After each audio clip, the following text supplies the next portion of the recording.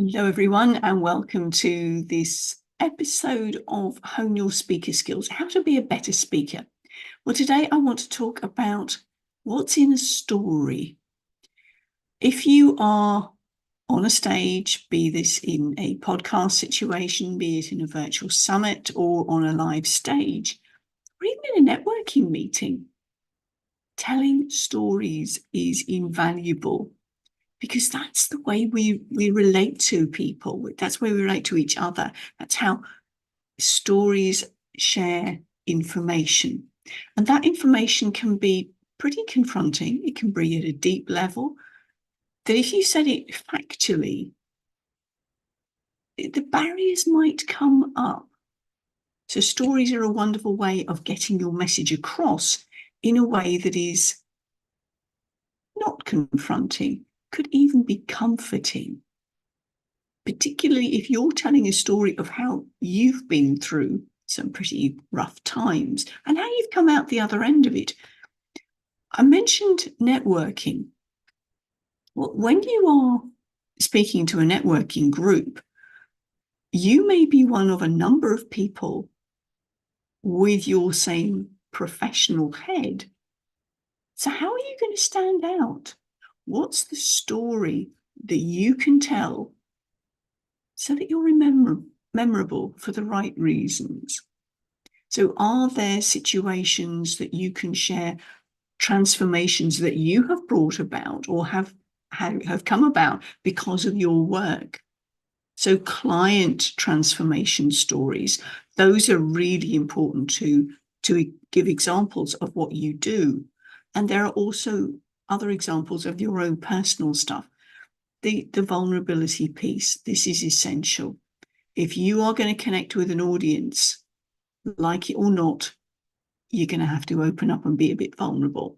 So this is where it takes courage, and I would suggest strongly that you've done the work on yourself first before you share your story in a public forum. Because if you haven't, and it's quite raw, then those emotions are likely to bubble to the surface and you may kind of lose it a bit. Well, if you do, here's a bit of a trick for you. With your tongue, tip of your tongue, just run it over the back of your teeth, your top teeth, over the bumpy bit until you get to the smooth part of the roof of your mouth. Got it? Right. Just where it goes, you've got to the top of the arch and it goes the straight bit. Just there, if you stick your tip of your tongue at that point, and also your middle finger on the top of your head, in the middle, that will reset your emotions. That's what's known as the vomer point. This is a bit of myofascial stuff. And you can get yourself back into composure very, very quickly. Now, you're not going to go and make it obvious. You can do the tongue up to the roof of your mouth quite subtly. And this just looks as though you could be scratching your head. You know, that sort of thinky bit.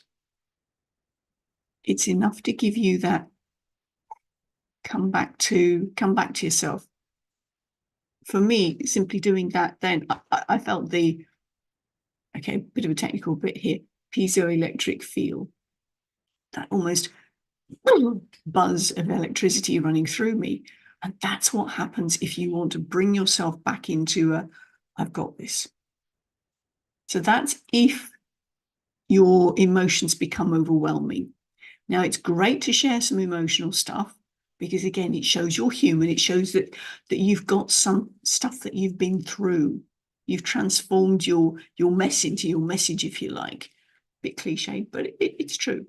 And that's the sort of thing, if you can share a little, and I mean a little snippet in a networking meeting, you will be memorable for the right reasons. Now, if you and and go, where do you, what should I share? Well, you'll be forgotten, frankly, or you'll be remembered as the one who kept everybody waiting.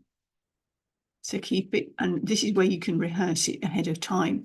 If you've got a 2-minute slot, for instance, and you've also got to share who it is you're looking for, how you can help other people, that's where maybe a client, almost like testimonial transformation, would be a really helpful one to do as well. So it depends on the situation, but those stories are really important for you to be memorable, because that's how you pass on the, oh yes, that Wendy Cornish, she always talks about your words have power, particularly if you use buzz phrases over again.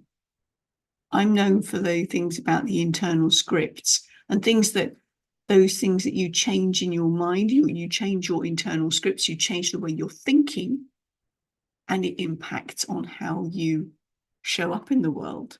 And I've got plenty of examples of that personally. And those are ones I kind of share over and over again. But that's what I'm known for. So as I said, have a story that you become known for. If you can attach a phrase to it as well, then so much the better. Have a think about that in terms of your networking, because if you're not already networking, oh, you need to get yourself and your message out to the world. And networking is an ideal way of doing it. When you consider which networks to be part of, which network meetings to attend, think about who it is that you want to attract. Now, the people in the room may not be the people that you directly are attracting, and you are going to be asking them who they know in their network. That's the whole point of networking, isn't it?